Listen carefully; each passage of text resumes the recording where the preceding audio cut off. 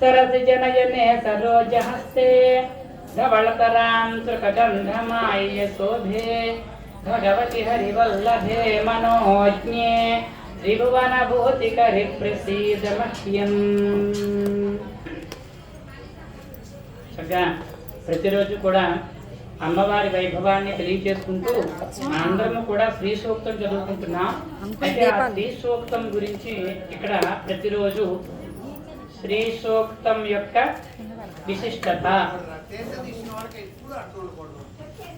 శ్రీ సూక్తం ఎలా చదవాలి, శ్రీ సూక్తం చదవటం వల్ల ఏమిటి ప్రయోజనం, అలా శ్రీ సూక్తంలో ఏమి చెప్పబడింది అనే విషయాన్ని మీ అందరికీ కూడా తెలియపరుస్తాను. మీరు ముందుగానే విని చెప్పిన తర్వాత శ్రీ సూక్తం గురించి మనం చెప్పుకుంటున్నాం. ఇక్కడ చాలా మంది భక్తులు మొదటి రెండో రోజు నుంచి వస్తున్నారు, కానీ వాళ్ళు విన్నదాన్ని ఎంతవరకు గ్రహిస్తున్నారో మాకు తెలియదు. కానీ ఈ మామగారు మాత్రం రాసుకుంటున్నాను, నేను ఎక్కడ చెప్పిన మళ్ళీ ఆగని అప్పచెప్పమంటే నేను అప్పచెప్పలేను. అంచేత ఇక్కడ ప్రతిరోజు శ్రీ సూక్తంలో ఉండేటువంటి మంత్రార్థాన్ని మనం తెలుసుకోవడం జరుగుతుంది. దానికి ముందుగా అమ్మవారి యొక్క 8 రూపాలు ఇక్కడ ఏ ఏ అవతారాన్ని అలంకరిస్తున్నారో ఆ అలంకారంలో ఉండేటువంటి ప్రత్యేకత ఏమిటో వాటి గురించి ఇక్కడ చెప్పటం జరుగుతోంది. ముందుగా మొట్టమొదటిగా అమ్మవారి ఈరోజు సంతాన లక్ష్మి, అమ్మవారి యొక్క రూపం ఈరోజు ఇక్కడ అలంకరించింది సంతాన లక్ష్మి. అమ్మవారి దగ్గర చుట్టూ చూడండి చిన్న చిన్న బొమ్మలు, ఆ పిల్లల బొమ్మలన్నీ కూడా ఉన్నాయి.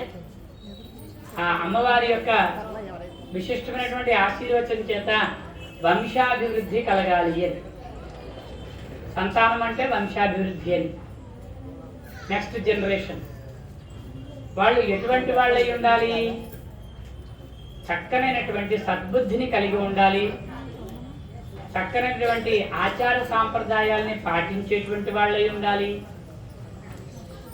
వాళ్ళు సత్యమైన మార్గంలో నడిచేటి లక్షణాలని కలిగి ఉండాలి అనేవి మనకి శాస్త్రంలో చెప్పేటువంటి సంతానం యొక్క ఫలితం. ఎటువంటి పుత్రులు కలగాలి, ఎటువంటి పుత్రికలు కలగాలి అని మనకి శాస్త్రం, ధర్మశాస్త్రంలో చెప్పినటువంటి దాన్ని శ్రీ సూక్తంలో కూడా చెప్పారు. ఎలా అంటే పుత్ర పౌత్ర ధనం ధాన్యం హస్వస్వాజాది గోరథం అని శ్రీ సూక్తంలో ఫలశ్రుతి అని చెప్పబడుతుంది. ఆ ఫలశ్రుతిలో చెప్పినటువంటి వాక్యం అది. ఇక్కడ సంతానం అనేది అందరికీ సాధారణంగా కలిగేటువంటి విషయమే. అందరిళ్ళకి కూడా సంతానం ఉండేటువంటి పరిస్థితి మనకి కనబడుతూనే ఉంటుంది. అందరము సంతాన ప్రాప్తి ద్వారా మనం జన్మించినటువంటి వాళ్ళమే, మన పూర్వీకులు అట్లాంటి వాళ్ళే. అయితే ఇక్కడ సంతానం జన్మించిన తర్వాత సంతానానికి ఒక కర్తవ్యం ఉంది. ఏంటి ఆ కర్తవ్యం అంటే శైశవేభ్యస్త విద్యానాం యవ్వనే విశేషిణాం వార్ధకే మునివృత్తీనాం యోగేనాంతే తనుత్యజాం. ఇది మానవ ధర్మాలని సంతానము అనేటువంటి, మన ఇంట్లో చిన్న చిన్న పిల్లలు జన్మిస్తూ ఉంటారు. మన తోబుట్టువులకో లేకపోతే అన్నయ్య గారికో ఇంకోళ్ళకో తమ్ముడికో మేనల్లుడు మనందరికీ కూడా అనేక సంబంధ బాంధవ్యాలతో చిన్న చిన్న పిల్లలు మన కుటుంబంలో ఆవిర్భవిస్తారు.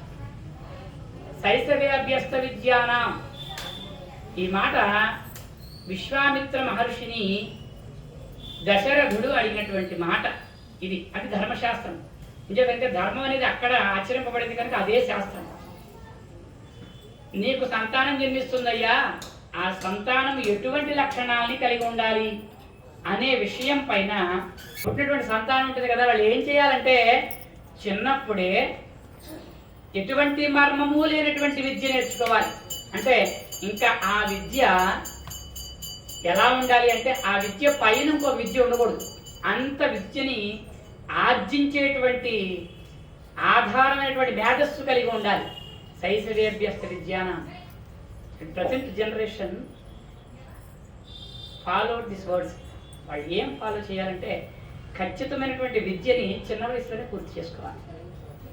మేము ఇంకా చదువుతున్నామండి, మాకు 27వ సంవత్సరం, ఇంకెక్కడ అప్రెంటిస్ 27 ఏళ్ళు అయిపోయే జీవితంలో, ఇంకా అప్రెంటిస్ ఏమిటి, ఇంకా 30 ఏళ్ళకి పెళ్లి చేసుకుంటే అది వృధా అయినటువంటి సమయమే. ఎందుకంటే ఎవరెవరి వయసుకి మానవ జాతి ఏ వయసులో ఏ ఏ కార్యములు సాధించాలో చెప్పబడింది. ఇది ధర్మశాస్త్రం. శైశవే అంటే బాల్యంలో, అంటే యవ్వనము రాకుండా బాల్యాభ్యాసం అంటే మనకి ప్రస్తుతము యవ్వనము 13, 14, 15 సంవత్సరాల్లో యవ్వనం ప్రాప్తిస్తుంది. ఇంతకు పూర్వం 18కి 20కి యవ్వనం ప్రాప్తించేది.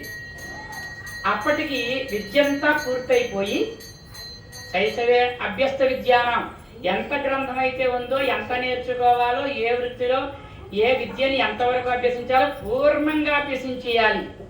అంటే వాళ్ళు 5వ ఏటనే ప్రారంభించాలి. 5వ ఏటను ప్రారంభించేటప్పటికి 12 సంవత్సరాలు పడుతుంది ఏ విద్య అయినా నేర్చుకోవడానికి. ద్వాదశ వర్షాత్ పూర్ణ విద్యాం అని చెప్పబడింది. 12 సంవత్సరాలు ఏ విద్య నేర్చుకోవాలంటే మరి అది కఠినాతి కఠినంగా నేర్చుకోవాలి. అలా అయితే 12 సంవత్సరాలకు ఏ కోర్సు అయినా పూర్తి అయిపోతుందండి, ఏ శాస్త్రమైనా పూర్తి అయిపోతుంది, వేదం పూర్తి అయిపోతుంది, వ్యాకరణం పూర్తి అయిపోతుంది. అన్ని శాస్త్రాలు ఏదైనా పరిపూర్ణంగా నేర్చుకోవచ్చు. అంటే అన్నీ కాదు, ఒక్కొక్క శాస్త్రం 12 సంవత్సరాలు పడుతుంది. శైశవే అభ్యస్త విద్యానం, ఆ చిన్న వయసు నుంచి మొదలు పెడతాం కదండి, గబగబా ఇలా కూర్చుని 200 సార్లైనా చదవగలరు. యవ్వనే విశేషిణం, యవ్వనం వచ్చేటప్పటికి ఏం చేయాలంటే విషయాలపైన అవగాహన పెంచుకోవాలి. అప్పుడు విద్య ప్రారంభిస్తే రాదండి. ఎందుకంటే కామక్రోధములు అప్పటికి ప్రాప్తించేస్తాయి. మనలో రకరకాలైనటువంటి కోరికలు వచ్చి నేను లగ్జరీగా ఉండాలి, లేకపోతే నేను అక్కడికి వెళ్ళాలి, ఇక్కడికి వెళ్ళాలి, నేను ఎంతో ఆనందాన్ని కోల్పోయాను, ఈ విద్య వల్ల నేను నా సంతోషాన్ని కోల్పోయాను అనేటువంటి భావన యవ్వనంలో వస్తుంది. ఎలా అంటూ ఉంటారు కదా, ఎంజాయ్ చేశారు నువ్వు, నువ్వే ఎంజాయ్ చేయలేదు, మేమే ఎంజాయ్ చేసాం అంటూ ఉంటారు మన వాళ్ళు, అంటూ ఉంటారు కదా. అంటే ఇక్కడ ఐహిక భోగాల్ని అనుభవించేటువంటి కోరిక మనసులో లభిస్తే విద్య ఆగిపోతుంది. అంచేత యవ్వనే విశేషణ, యవ్వనం వచ్చేటువంటి విద్య పూర్తి అయిపోవాలి. గురుగారు కూడా విషయాన్ని తెలుసుకోవాలి, చూసిన వెంటనే గ్రహించేటువంటి శక్తిని పొందాలి. యవ్వనే విశేషణ. అలా విద్య పొందిన తర్వాత ఆ విద్యని ధర్మంగా ఆచరించి ఇంకా వార్ధక్యం వచ్చేస్తుంది. ఇంకా తర్వాత స్టేజ్ ఏంటంటే 3rd స్టేజ్ వార్ధక్యం. ఈ వార్ధక్యంలో ఎలా ఉండాలి? వార్ధకే మునివృత్తినా. చూడండి, చాలా మంది పెద్ద వయసు వచ్చిన తర్వాత అంటే ఒక 50-55కి ఇప్పుడు వార్ధక్యం వచ్చేస్తుంది. ఇంతకుముందు 70 ఏళ్ళకి 65 నుంచి 70 ఏళ్ళకి వచ్చేది. అప్పుడు ముసలాళ్ళు అనేవారు, అప్పటిదాకా ముసలాళ్ళు అనేవారు కాదు. ఇప్పుడు 45 ఏళ్ళకే ముసలాళ్ళు అయిపోతున్నారు. వేరే విషయం అనుకోలేదు, జనరేషన్ గ్యాప్ చేంజ్. అయితే ఈ 50 వచ్చేప్పటికి 2 గిఫ్ట్లు పొందుతున్నారు వీళ్ళు. ఒకటి బీపీ, 2 షుగర్. ఈ గిఫ్ట్లు పొందడం వల్ల ఏమవుతుందంటే బ్లడ్ ప్రెషర్ పెరిగిపోయి ఒక పని ఎక్కువసేపు చేయాలనుకోండి విసుగు వచ్చేస్తుంది. ఏమండి బాగున్నారు? బాగుంటాం, మీరు బాగా ఆత్మ బాబా మానేస్తామండి, బాగానే ఉంటారు. అయితే ఆ టైంకి ఏదో స్ట్రెస్ ఉందన్నమాట. అంచేది మనం అడిగిన వెంటనే ఆయన విసుక్కున్నారు. ఏమంటే మీ ఇంట్లో అందరూ బాగానే ఉంటారు, మానేస్తారేంటి బాబా కానీ అంటే ఆ సమయానికి ఏదో స్ట్రెస్ పెరిగిపోయి వార్ధక్యం 70కి వచ్చేది 50కే వార్ధక్యమైనటువంటి విషయం వచ్చి మనసు నిర్మలత్వాన్ని కోల్పోయి క్రోధాన్ని పెంచుకుని మునివృత్తిలోంచి క్రోధ వృత్తిలోకి వెళ్ళిపోతుంది. అక్కడ మునివృత్తి రావాలి. ఏమండి బాగున్నారా అంటే బాగున్నా, మీ ఇంట్లో అందరూ బాగున్నారా? అమ్మ నమ్మచ్చి ఊరికి నిజంగా క్షేత్రాలకు వెళ్ళి దర్శించుకొచ్చాను, నేను ఊరికి వెళ్తే నీకు ఎదిగాయా అని అడగకూడదు. సహజంగా ఈ వార్ధకే మునివృత్తిన, అప్పుడు మునివృత్తిలా ఉండాలండి. అంటే వాళ్ళతో మాట్లాడాలనిపించాలి. అయిపో మీరు వస్తున్నారా బాబు, ప్రజలు జరుగుతున్నారు, పారిపోవాలి అనుకోకూడదు. ఆయన వస్తుంటే చెట్టుకోవడం పుట్టుకోవడం పారిపోకూడదు. మునివృత్తిన, ఆయన దగ్గరే మంచి విషయాలు ఏమైనా నేర్చుకోవాలని బాగా చెప్తున్నాడు. ఆయన కోపం లేదేమో, కోపం ఉండకుండా ఉంటుంది, కోపం లేదేమో అనుకునేలా ఉండాలి. వార్ధకే మునివృత్తిన. ఇక మరణించేటప్పుడు ప్రాణం ఎలా వస్తుందో ప్రాణం అట్లా పోతుందండి. దాన్ని మనం ఇలాగే పోతుంది చెప్పడానికి లేదు. కొంతమందికి కళ్ళలోంచి పోతుంది, కొంతమంది నోట్లోంచి పోతుంది, అపానవాయువులోంచి పోతుంది, అనేక రకాలుగా పోతుంది. శరీరంలోకి గాలి ప్రవేశించటం అట్లా ప్రవేశిస్తుంది, పోవటం అట్లానే పోతుంది. ఆ పోయినప్పుడు గాలి ఏదో రకంగా పోకూడదండి. ఎలా పోయినా మరణమే. అక్కడ బ్రహ్మనాడి నుంచి పోవాలి. ఇక్కడ ఈ పైన బ్రహ్మరంధ్రం చిట్లి ఇక్కడి నుంచి ప్రాణం పోవాలి. అలాంటి ప్రాణాయామం చేయాలి.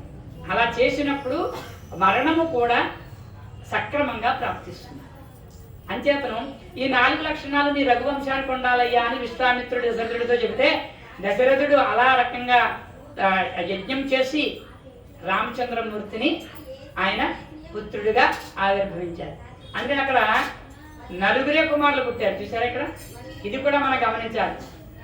ఈ 4 డివిజన్స్ ఇచ్చారు అక్కడ.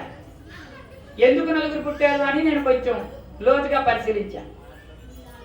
ఇక్కడ రాముడు వేరుగా జన్మించాడు, లక్ష్మణుడు వేరుగా జన్మించాడు, భరతుడు వేరు, శత్రుఘ్నుడు వేరుగా. ఇక్కడ లక్ష్మణుడు శత్రుఘ్నుడు ఒక తల్లి బిడ్డలు. ఈ విషయం చాలా మందికి తెలియదు. రామలక్ష్మణుడు వాళ్ళు ఓన్ బ్రదర్స్ కానే కాదు, ఏ సోదరులు కాదండి. రాముడు కౌసల్యాతనుడు, కైకేయి సుతుడు భరతుడు, సుమిత్ర యొక్క కుమారుడు శత్రుఘ్నుడు, లక్ష్మణుడు అక్కడ ఉన్నాడు. 4వ డిజిగ్నేషన్ లో ఉన్నాడు లక్ష్మణుడు. ఇక్కడ ధర్మ అర్థ కామ మోక్ష 4 మార్గాలు. ఈ 4 మార్గాలని అవలంబించమని రామాయణం చెబుతోంది. అందుకని 4 పుట్టారు, 5 కూడా పుట్టలే. పాయసం తీసుకున్నప్పుడు 5 6 పుట్టచ్చు కదండి, పుట్టకూడదని ఏం లేదుగా. పాయసం తీసుకున్నప్పుడు మంత్రం శక్తి ఎంత ఉంటే సంతానం కలుగుతుంది. ఒక్కొక్కడే పుట్టారు. సుమిత్ర మాత్రం అత్యధికులైనటువంటి భక్తురాలు కనుక ఆవిడికి అదనంగా ఇంకొక భాగం ఇవ్వడంతో 2 పుత్రులు జన్మించారు. అది కూడా ఒక మర్మం ఉందండి. ముందు మొట్టమొదటిది ధర్మం. ధర్మ రూపం ఎవరు? రామచంద్రమూర్తి ధర్మరూపం. అందుకని ధర్మం తర్వాత అర్థం. అర్థం ఎవరు? భరతుడు, లక్ష్మణుడు కాదు. అర్ధరూపం. అర్థం అంటే ధనాన్ని ఆర్జించడం, ఆర్జించిన ధనాన్ని మనం రూఢిగా సత్యమైనటువంటి ధర్మనర్తితో నడిపించడం. అందుకనే భరతఖండే భరతుడే రాజ్యాన్ని పరిపాలించాడు. రాముడు పాదాలను పెట్టి రాజభోగాలంతా ఎవరు అనుభవించారంటే నిజంగా చెప్పాలంటే భరతుడే అనుభవించాడు. భరతుడే రాజు, రాముడు కాదు. ధర్మం అర్థం. కామం 3 లక్ష్మణుడు. అంటే కోరికలు ఉండకూడదు. లక్ష్మణుడికి ఎక్కడా కోరిక లేదండి, బ్రతకాలని ఆశ కూడా లేదండి. ఆయన ఆహారాన్ని తీసుకోలేదు. సీతాన్వేషణ గావించే సమయంలో రామచంద్రమూర్తికి సీతాదేవికి ఎక్కడ రక్షణ ఇవ్వలేనో అనుకుని ఆయన తన తొడని చీల్చి అందులో పెట్టేవాటండి పళ్ళన్నీ. ఆయన తినేవాడు కాదుట. సర్పరూపం కాబట్టి శేషాంశ కదండి, నిద్ర రాదు. సహజంగానే మేము పాము పడుకోదు కదండి. ఆయన శేషాంశ. కోపం వచ్చేస్తుంది, ప్రేమ కోపం, చెండ కోపం. ఆయనకి అన్నిటువంటి లక్షణాలు ఉన్నాయి. ఈ లక్ష్మణుడు కామానికి ప్రతీక. అంటే కోరిక ఉండకూడదు. ఆ కోరిక ఉండకూడదంటే లక్ష్మణుడిని ఫాలో చేయాలి. ఇక ధర్మ అర్థ కామ 4 మోక్షం. శత్రుఘ్నుడు అక్కడే మోక్షాన్ని పొందాడు.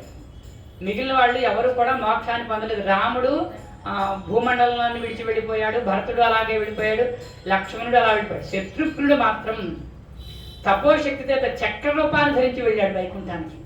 భూమండలం నుంచి వైకుంఠానికి చక్ర రూపాన్ని ధరించి వెళ్ళాడు. అందుకనే మోక్షార్థాన్ శత్రుఘ్న అంటారు. మోక్షంతో ఆయన ఒక్కడే వెళ్ళాడు. అందుకనే ధర్మ అర్థ కామ మోక్ష ఇవి దశరథుడి యొక్క సంతానం. భరతత్వానికి కూడా ఇటువంటి లక్షణాలని మనం చెప్పాలి అంటే మొట్టమొదటిగా మనం చేయవలసింది ఏంటంటే పిల్లలకి ఉదయాన్నే లేచిన వెంటనే కాలకృత్యాలు చేసుకుని స్నానం చేసి భగవంతుణ్ణి దర్శించాలి అనేటువంటి ఒక అలవాటు మనం చేయాలి. హైందవ ధర్మానికి ప్రధానమైన మార్గం ఏమిటండి? శుచిర్భూతులై ఉండాలి. మేము 10 గంటల దాకా పనిచేసిన 11కి స్నానం చేసి ఎప్పుడు పూజ చేస్తామంటారు. అది ఉపయోగం లేని పూజ, రాక్షస పూజ. అప్పుడు దాకా పోయి పనులు ఉంటాయండి. అందరి ఇళ్ళలోనూ పళ్ళు ఉంటాయి. పనులు లేని ఇల్లు ఏముంది? అన్ని ఇల్లు పనులు. అంచేత ప్రాతకాలాన్ని బ్రాహ్మీ ముహూర్తం అయిన తర్వాత ముందో వెనకో గడి అటు ఇటుగా చేయాలి తప్ప 10 గంటల దాకా పనిచేసి చెమట పట్టేస్తుందండి, మాకు పనులన్నీ ఆటంకాలు అయిపోతాయని చక్కటి ఒకటే బురకా వేసుకుని, చక్కటి బురక ఎన్నాళ్ళు చూసినా అదే ఉంటుంది, అదే వేసుకుని పనులు చేసుకుని అప్పుడు స్నానం చేసి అప్పుడు పూజ చేస్తామండి అంటే అది ధర్మానికి వ్యతిరేకం. మన వెనకాల ఉండే వాళ్ళు కూడా అదే ఫాలో చేస్తారు. అంచేత ధర్మ మార్గం ఏమిటయ్యా అంటే ప్రొద్దున్నే రావటం, మనం దగ్గరగా సూర్యుడికి దగ్గరగా ఉండే సమయంలో స్నానం చేయటం, నుదుటిన బొట్టు ధరించటం, స్టిక్కర్ కాదండి, కుంకుమ బొట్టు ధరించటం, దేవాలయానికి వెళ్ళటం, భగవద్ దర్శనం చేసుకోవటం. అలాగే కనిపించిన ప్రతి ఒక్కరిని కూడా మన వాళ్ళు ఏమంటారు, హాయ్ బాగున్నారు, హాయ్ హౌ ఆర్ యు అంటారు. కాదండి, జై శ్రీరామ్ అనాలి. మన హాయ్ హౌ ఆర్ యు అని చెప్పుకుంటే అది ఇంగ్లీష్ వాడు పద్ధతి తప్ప మనకి హాయ్ లేదు, హౌ ఆర్ యు లేదు, మనకి ఫైన్ లేదు, గుడ్ మార్నింగ్ లేదు. మనకి శుభోదయం ఉంది, జై శ్రీరామ్ ఉంది, శుభం కలుగ్గాక ఉంది. ఇవి ఉన్నాయి మన పదాలు. హాయ్ అంటారు, హాయ్ కాదండి, జై శ్రీరామ్ అనాలి. ఇవి ఎవరికి చెప్పాలి? మనం పాటించి మన పిల్లలకి చెప్పాలి. వాళ్ళు అప్పుడు దాన్ని పాటించగలుగుతారు. అప్పుడు ధర్మమైన మార్గాన్ని అది కష్టసాధ్యమైన దాన్ని సులువుగా తీసుకోగలుగుతారు మనసుతో. ఇంతకుముందు మా అమ్మ చెప్పింది, స్నానం చేయమని పొద్దునే ఎవరుగా స్నానం చేసి తిడతారంట. అది తిడతారనో లేకపోతే ఇంకోటానో ఏదో ఒక రకమైన భయమో భక్తో లేకపోతే ఎదుటి వాళ్ళు చూసి హేళన చేస్తారనో ఏదో రకంగా వీళ్ళు మంచి లక్షణాల్లో నడక సాగిస్తారు. అదే ధర్మం, అదే రాముడు చెప్పింది. ఆయన పుట్టినప్పటి నుంచి కూడా రామో విగ్రహవాన్ ధర్మ అని ఒక్క రామావతారంలో రాముడికి మాత్రమే చెప్పినటువంటి వాక్యం అది. రాముడు చాలా ధర్మనిరతుడండి. ఎంత ధర్మనిరతుడు అంటే విద్యాభ్యాసంలో తమ్ముళ్ళకి తెలియకపోతే ఏ బాణాన్ని ఎట్లా సంధించాలో గురువుగారి దగ్గర ముందు అభ్యసించేసి, గురుగారికి నేను చెప్తానండి, పిల్లలకి నేను చెప్తాను అని, నాయన ఎలాగ సంధించాలి అని. మళ్ళా ఎరా తమ్ముడు, ఎరా అన్నయ్య అనలేదండి, నాయన అంటే కుమారుడా. ఆయన లక్ష్మణుడు ఎప్పుడూ నాయన అని పిలిచారు తప్ప లక్ష్మణ అని కూడా పిలవాలి. మహాబాధ వచ్చినప్పుడు సీతాన్వేషణలో లక్ష్మణ, సీతను మనం జారు విడుచుకున్నామయ్యా అని బాధపడ్డాడు. ఎప్పుడు కూడా నాయన అని పుత్రవాత్సల్యం కలిగి ఉండాలి. అది సోదర ప్రేమ, సోదర ధర్మ నిరతి.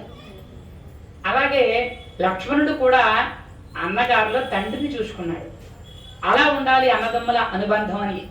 అలాగే విద్యాభ్యాసం అయిన తర్వాత మాకు ఎకరం పొలం ఉందండి, 4 సార్లు కోర్టులోకి వెళ్ళామండి, మా అన్నయ్య నేను ఇంకొప్పటికి కూడా కేసు కొట్టలేదండి అంటారు మన వాళ్ళు. సహజంగా ఇక్కడ రాజ్యాన్ని నువ్వు తీసుకోవయ్యా అంటే భర్తలు నేను తీసుకొని బాబోయ్ అన్నాడు. నాకు రాజ్యం వద్దన్నాడు. ఏం కావాలి? నువ్వు నా దగ్గర ఉండడం కావాలన్నాడు. నేను ఉండలేనయ్యా, మరి మాట ఇచ్చాను వెళ్ళిపోవాలి. ప్రతిదీ ధర్మమే. తల్లి మాట జవదాడకూడదు. ఇక్కడ ఆ తల్లి గర్భవాసాన్ని నువ్వు జన్మించినా నాకు తల్లే కనుక తల్లి కోరిక నెరవేర్చాలి. తండ్రి మాట మనం నెరవేర్చాలి. తండ్రి మాట తల్లి మాట ఒకటే. ఎందుకంటే అలనాడు కైకేయికి మాట ఇచ్చాడు కాబట్టి తండ్రి మాటే తల్లి మాట, తల్లి మాటే నా మాట. కాబట్టి నేను వనవాసానికి వెళ్ళడానికి ఉన్న నువ్వు నా బదులుగా రాజ్యాన్ని సంరక్షించు అని చెప్పారు. అంటే ఇక్కడ అన్న ఏ విధంగా ఉండాలి, తమ్ముళ్ళు ఏ విధంగా ఉండాలి, తమ్ముళ్ళని ఏ విధంగా చూడాలి అనేటువంటి విషయాన్ని రామచంద్రమూర్తి గారు నిరూపించారు. మన వాళ్ళు చాలా మంది 2-3 ఇతర సాంప్రదాయాలని బాగా అవలంబించి నన్ను ఒక మాట అడిగారు. కాబట్టి సీతారాములు అంటారు కదా, మీ రామాయణంలో ఎక్కడ సొగబడ్డారా అండి, ఒక్కనాడైనా కలిసి కాపురం చేశారని అడిగారు. సీతారాములు కలిసి కాపురం చేయడానికై కాదు భూమండలంలో ఆవిర్భవిస్తా, భార్యాభర్తలు ఏది ఆశించకుండా ఒకరినొకరు ఎలా ఉండాలో చెప్పినటువంటి ధర్మ మార్గాన్ని చూపించినటువంటి వారు. అంతేగాని సంసార వ్యామోహానికి పడి ఇలా ఉండాలి అని చెప్పడం కాదండి. వ్యామోహాన్ని వదిలేసి మనిషి లేకపోయినా మనిషి ఉన్నట్టుగా భావించాలి, అలా బ్రతకాలి. అది బంధం అంటే, అది ప్రేమ అంటే, అది వైవాహిక బంధం అంటే. ధర్మేచ అధ్యేచ కామ్యేచ మోక్షేచ నాతిచరామి అని చెప్తాం. ఎప్పుడు ఎటువంటి విషయంలో అయినా సరే ఈ కన్యని నేను విడనాడను అని ప్రమాణం చేస్తాం.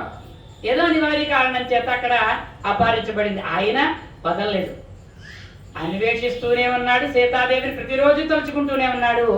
సీతామాత అక్కడ ఆయన తలుచుకుంటూ ఉంది. అందుకనే అంగుళీయకాన్ని రాయబారంగా పంపిన, చూడామణిని రాయబారంగా పంపించిన, ఇద్దరి దగ్గర 2 వస్తువులు ఉన్నాయి. ఎట్లా ఉన్నాయి? అనుబంధం గొప్పది, అలా ఉండాలి అని. ఎన్ని కష్టాలు వచ్చినా ఒకరి నుంచి ఒకళ్ళు విడనాడకుండా ఉండాలి అని.